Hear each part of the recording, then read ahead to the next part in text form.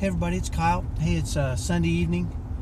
Going for a little drive to kind of settle down a little bit.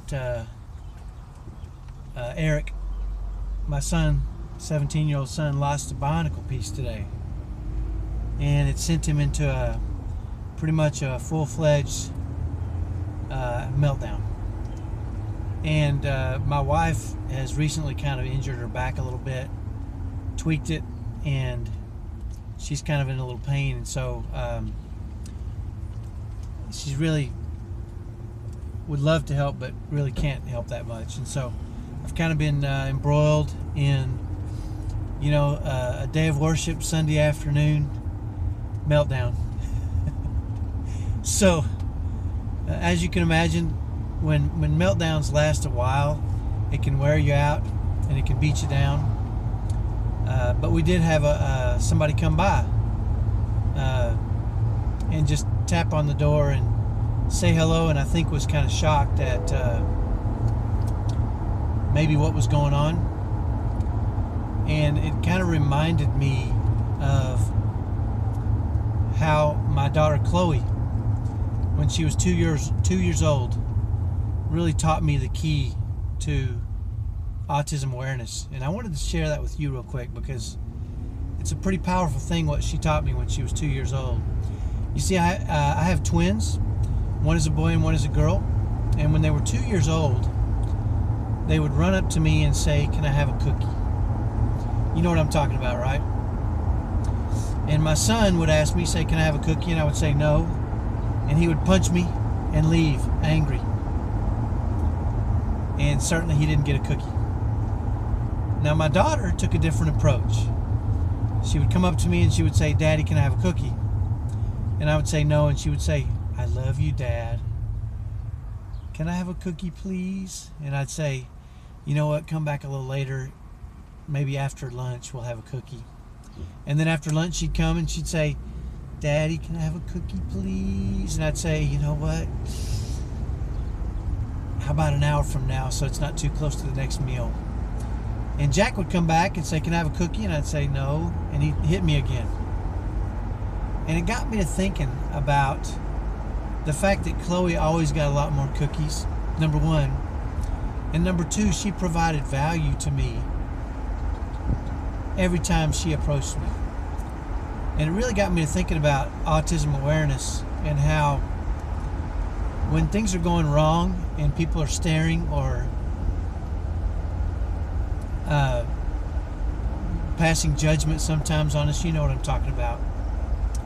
If we get defensive and angry, it's like and blurt out something about autism or want to punch people in the mouth. Sometimes I think it's like my son who basically said, "Can I have a cookie?" And when I said no, he'd hit me. But I think if we can manage things in a way, when people stare and when people are passing judgment, instead of us getting angry, they obviously don't know what's going on. If they knew anything about what we were dealing with, they'd be much more empathetic and sympathetic, and they wouldn't pass that judgment.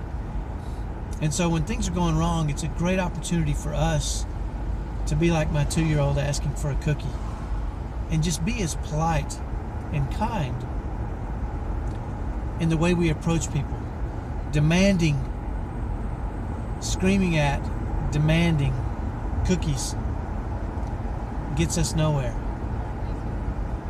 Politely asking for and helping people understand what we're going through and the value we can bring to situations and the value our kids bring to life and to our lives and to situations will get us a lot farther, and certainly will have a lot more influence with those people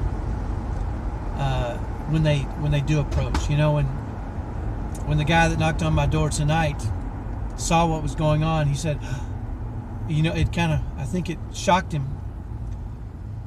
And I said, "Step in and let's talk real quick." And as I was dealing with the meltdown and some screaming and yelling and frustration by my son, and I wanted him to see that we try to manage it in a way that's positive for our family and for our kids on the spectrum. I'm not shy about the fact that I have kids on the autism spectrum. But I also want to approach people in a kind way so that we can influence them and they can understand what we're going through. Nobody wants to be punched in the mouth for passing judgment on us. But if we tell them, you know what, here's what's going on, we're doing the best we can, and we help them to understand what's happening, we can have a lot more influence when we're kind and patient and caring. That's what we want from them, to be kind and patient and caring when things go wrong. So I think that's what we should give to them when they ask or when things are going wrong. We should be kind and patient and understanding that they just don't know. So hopefully that sits well with you.